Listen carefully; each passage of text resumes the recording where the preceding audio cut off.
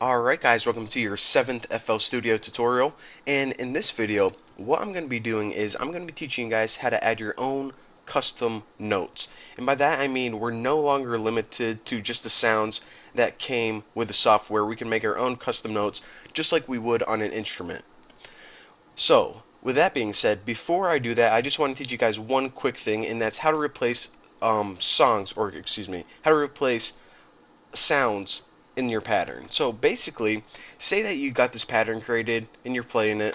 Rock me, baby.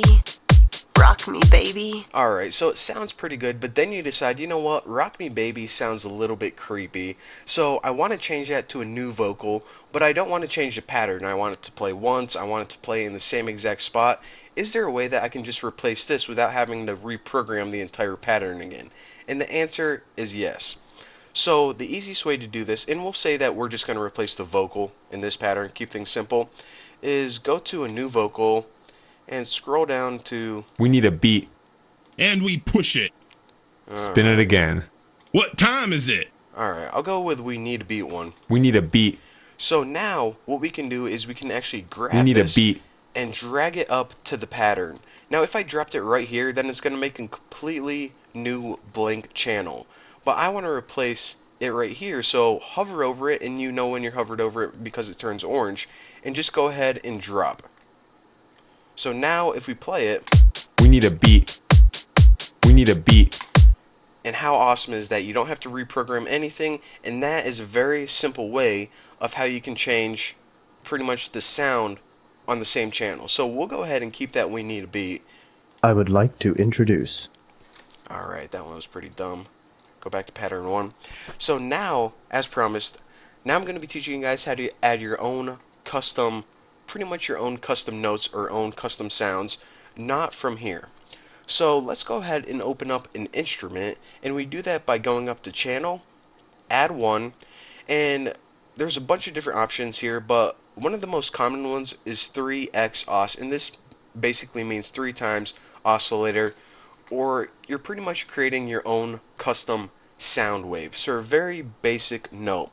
So let me go ahead and drag this over there so it's a little bit easier.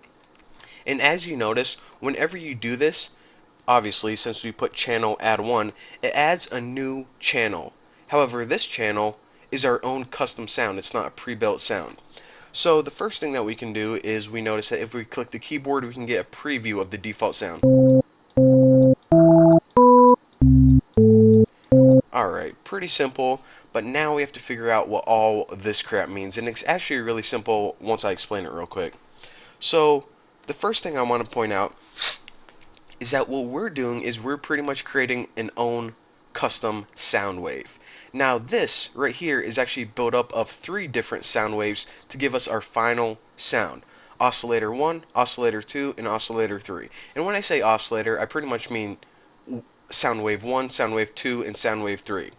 Now each of these sound waves is 1 octave under the other. So oscillator 1 is this your default one, and oscillator 2 1 octave under, or lower should I say, and oscillator 3 another octave lower.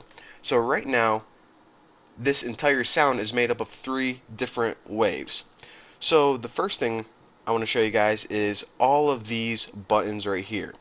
So basically, the different shapes of waves make different kinds of sounds. Hold on a second, I don't know if I didn't know if I messed up my screen recorder. But anyways, what I'm going to do is I'm going to actually mute every oscillator except one so I can talk to you guys about these different waves.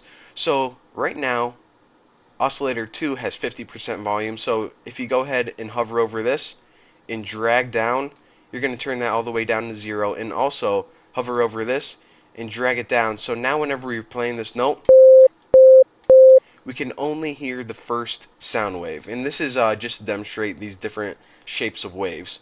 So now by default we got this, kind of curvy one. This one right here, alright, sounds like a computer game. Alright, that sounds horrible.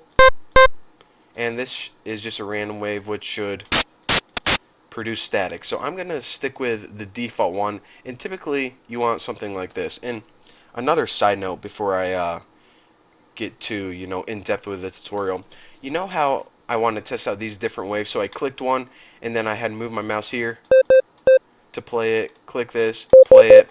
Well, instead of moving your mouse all the way back and forth, what you can do is you can actually just play the notes on your keyboard.